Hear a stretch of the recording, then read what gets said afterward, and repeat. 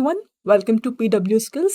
तो आज के वीडियो में हम पढ़ने वाले हैं factorial of a number finding का। आई नो हमने लास्ट वीडियो में ऑलरेडी कवर्ड अप कर लिया था ये पार्ट, बट जैसा कि आपको याद होगा कि मैंने बोला था कि implementation regarding the time and the space complexity part बचा हुआ है, तो उसको अच्छे से आज कवर अप करेंगे, इन डेप्थ नॉलेज लेंगे इस पर्टिकुलर क्वेश्चन की। अब आई होप इस वीडियो में आने से पहले, जैसा कि मैंने कहा था कि खुद से इम्प्लीमेंट करने की कोशिश करनी है और कोशिश करना है कि वो सक्सेसफुली रन हो, वो आप कर चुके होगे। इफ समवन इज स्ट्रगलिंग, इस वीडियो में क्लैरिटी मिल जाएगी कि कहाँ पर गलत हुआ, कहाँ पर ठीक हुआ। So let's get started with the concept of understanding the factorial of a number concept. Implementation wise pseudo code मैंने लास्ट वीडियो में भी लिखा था, but just for to give you a brief overview, क्या हमने समझा कि किसी भी रिकर्सिव कोड के अंदर दो चीजें बहुत इंपॉर्टेंट होती हैं। पहली चीज कि बेस केस कंडीशन क्या है, और दूसरी चीज कि रिकर्सिव कॉल हम कब लगा रहे हैं। तो अगर मैं एक फंक्शन बनाती हूं bye the name of factorial find, ठीक है, फैक्टोरियल फाइंड करके हमने फंक्शन बनाया और उसके अंदर सपोज मैं एक नंबर n को रख रही हूं, ठीक है। अब हम क्या कह रहे हैं कि अगर n की वैल्यू 0 हो या फिर अगर n की वैल्यू 1 हो, तो उस केस में हमने बेस केस कंडीशन बोल दिया कि रिटर्न कर दो आंसर क्या, 1।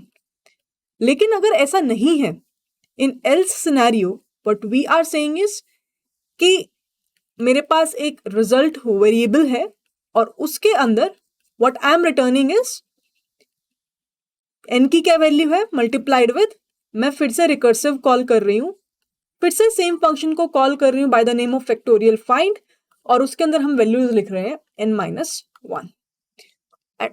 And finally, what we are returning is the value of the result that we have. That's it. तो बेसिकली अब हम कर क्या रहे हैं यहाँ पे, अगर हम ध्यान से देखें तो हमने कंपेयर किया क्या कि n की वैल्यू 0 है या 1, तो ये पहला कंपोनेंट हमारे पास हो जाता है which is about the base case condition. दूसरा कंपोनेंट होता है making a recursive call, right. अब इस चीज को एक बार इंप्लीमेंट करके देख लेते हैं कि जो हमने सोचा समझा, जो हमने रिकर्सिव ट्री लास्ट वीडियो में क्रिएट किया था, वो सब चीजें सही भी हैं कि नहीं। तो ये हमारे पास फंक्शन है और इस फंक्शन को दोबारा हम यहां कॉल कर रहे हैं, तो ये कॉन्सेप्ट आ जाता है हमारा रिकर्शन का, राइट। और ये कॉन्सेप्ट आ जाता है हमारा बेस केस के कंडीशन का। अब सबसे पहले let me open the PW skills lab to execute the same thing whatever I have mentioned here. तो हम जाते हैं पीडब्ल्यू स्किल्स लैब पर, ठीक है। यहाँ पे ऑलरेडी हमने क्लास बनाई हुई है। सबसे पहले मेन फंक्शन को डिफाइन कर देते हैं, public static void main string args, और इसके अंदर हम क्या करेंगे, स्कैनर क्लास बना लेते हैं, उसको ऑब्जेक्ट बना लेते हैं। I hope everyone knows now new scanner system dot in, ताकि हम यूजर से इनपुट करवा सकें चीजें। उसके बाद हमारे पास n की वैल्यू क्या होगी, sc dot next int. n क्या है, नंबर है जो कि जिसका मुझे फैक्टोरियल निकालना है, तो हम ये लिख भी सकते हैं system dot out dot print ln enter the number, ठीक है। तो ये नंबर हो गया, और उसके बाद हम क्या कह सकते हैं कि we can initiate one result variable, जहां पे मैं फंक्शन कॉल कर देती हूं फैक्टोरियल फाइंडिंग के नाम से, ठीक है। और इसके अंदर हम नंबर को इनपुट करवा लेते हैं। Make sense. अब हम क्या करेंगे, we can do one very simple thing, it's nothing not num, it's n। अब हम बहुत सिंपल काम करने वाले हैं, हम प्रिंट करा देते हैं system dot out dot print ln factorial of a given number is, ठीक है। और यहां पे I will display the result. Okay, this is something that is the function calling that we did here. अब ये जो हमने फंक्शन कॉल की, इसको डिफाइन भी तो करना पड़ेगा। तो यहाँ पे मैं लिख रही हूँ फंक्शन डेफिनेशन। तो हम रिटर्न कर रहे हैं इंटीजर, तो public static int factorial finding का अपने पास फंक्शन है, और यहाँ पे हम नंबर ले रहे हैं इंट n। ठीक है, अब इस पर्टिकुलर फंक्शन के अंदर सबसे पहले हम डिफाइन कर देते हैं रिजल्ट। ठीक है, now what we can do is let's write the base case condition. First step हमारे रिकर्सिव कोड में क्या होगा, बेस केस कंडीशन के बारे में सोचना।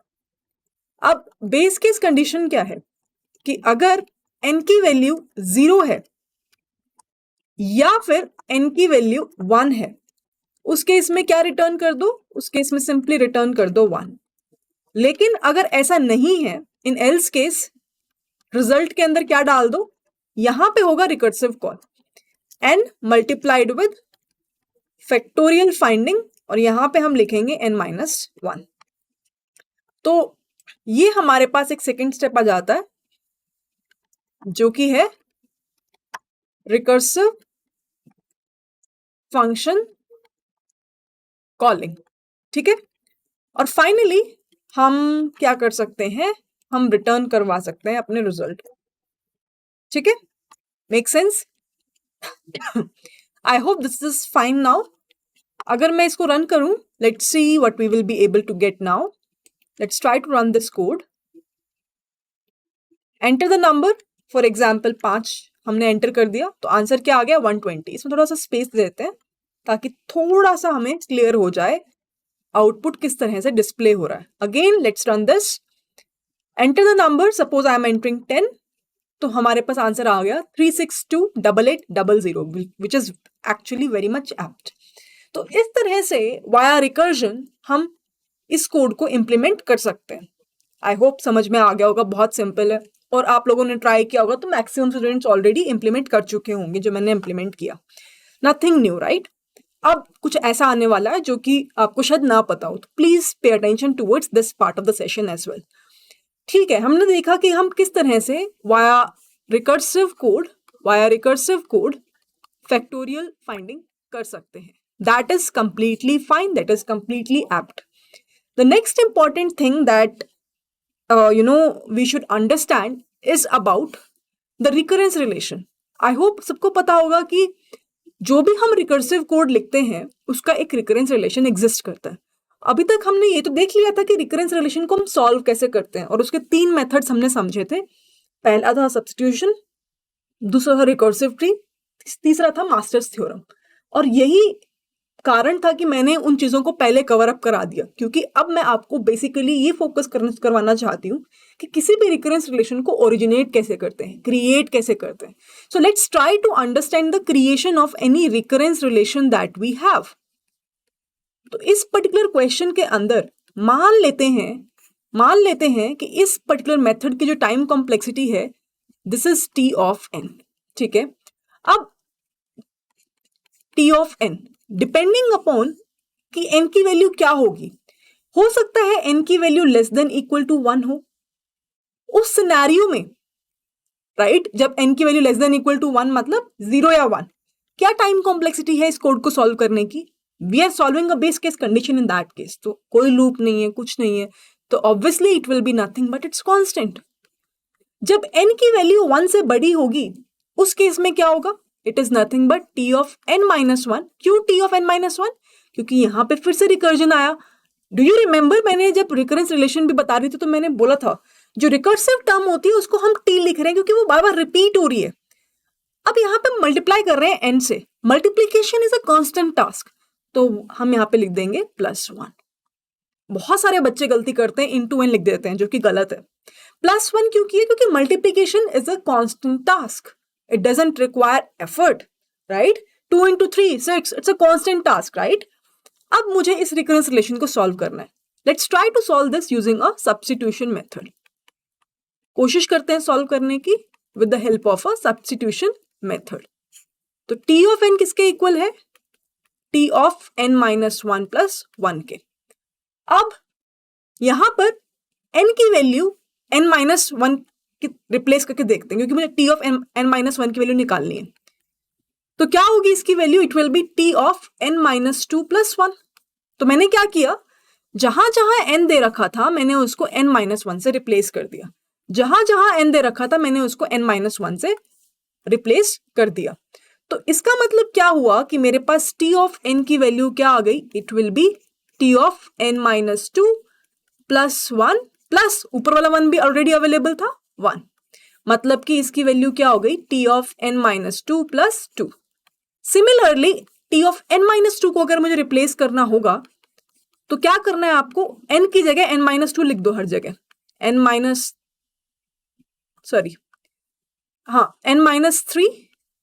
प्लस 1। तो बेसिकली अगर मैं यहाँ पे फिर से इक्वेशन में डालूं, इस वाली इक्वेशन में दोबारा से डाल के दिखाऊं आप लोगों को, so what you will be able to get इस इक्वेशन में मैं फिर से t ऑफ n-1 की वैल्यू डालती हूँ। Why is this not happening? या so t of n is equals to t of n-3 plus 3। तो अगर यही सेम चीज मुझे k टाइम्स करनी है, what is the value of k? I hope everyone can get a point. तो equation क्या बनेगी? t of n-k plus k। क्यों? क्योंकि जब मैं पहली बार कर रही थी तो मेरे पास ये वाली इक्वेशन थी, जब मैं सेकेंड टाइम गई तो t ऑफ n-2 प्लस 2 हो गया, जब मैंने थर्ड टाइम किया तो t ऑफ n-3 प्लस 3 हो गया। तो जब मैं k टाइम्स करूंगी तो n-k प्लस k क्यों नहीं होगा? यही सेम चीज तो हमने स्टार्टिंग ऑफ द सेशंस में पढ़ी थी जब मैं बात कर रही थी सब्स्टिट्यूशन मेथड के बारे में। अब हमें निकालना है k की वैल्यू क्या होगी।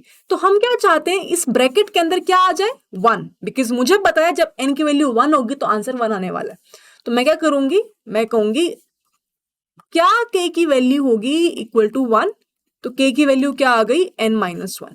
तो जहां जहां हमारे पास k है वहां वहां अपने को n-1 लिख देना है, प्लस अगेन n-1।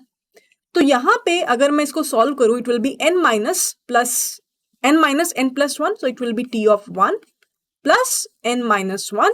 तो हम देख पा रहे हैं कि इसकी जो टाइम कॉम्प्लेक्सिटी आने वाली है that will be equals to big O of n। Very very important, that is the conclusion. इसका मतलब क्या हुआ कि जो हमने ऊपर रिकर्सिव कोड लिखा था to find a factorial of a number, उसका जो टाइम कॉम्प्लेक्सिटी है, if someone will ask you, it will be nothing but is equals to big O of n. How we will be able to get this particular time complexity? Via solving this recurrence relation. इसीलिए it plays a very important role. अब ये तो ठीक है, ये तो बात हुई टाइम कॉम्प्लेक्सिटी की। नेक्स्ट इंपॉर्टेंट बात क्या होगी? I hope you get my point right. Space complexity.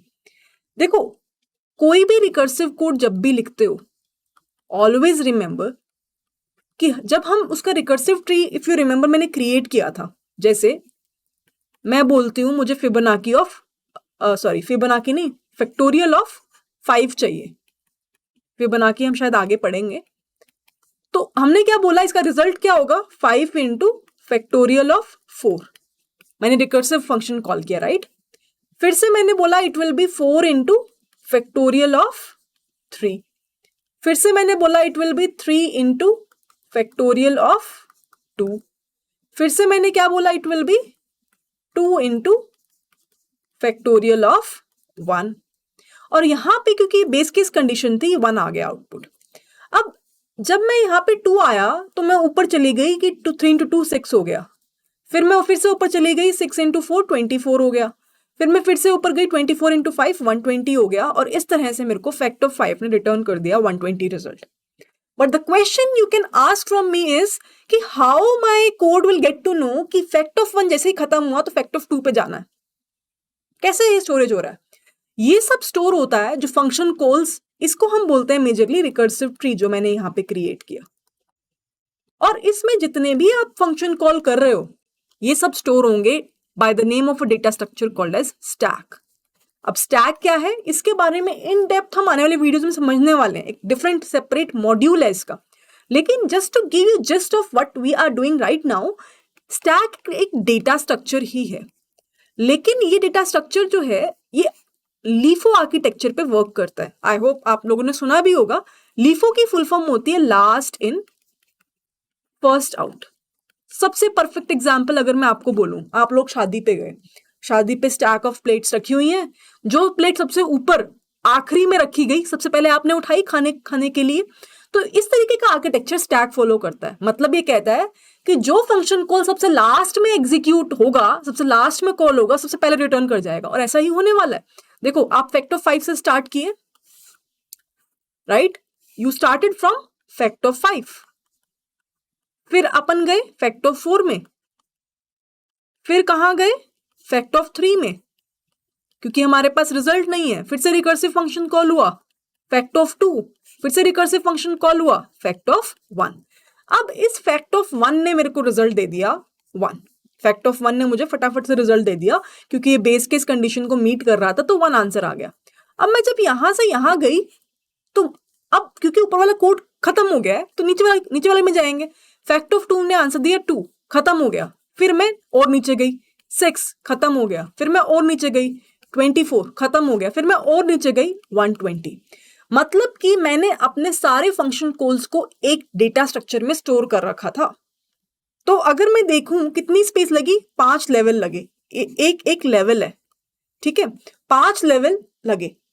5 factorial निकालने के लिए 5 लेवल लगे, 10 निकालने के लिए 10 लगेंगे, 20 निकालने के लिए 20 लगेंगे, क्योंकि मैं सारे फंक्शन कॉल्स को क्या कर रही हूँ? स्टोर कर रही हूँ।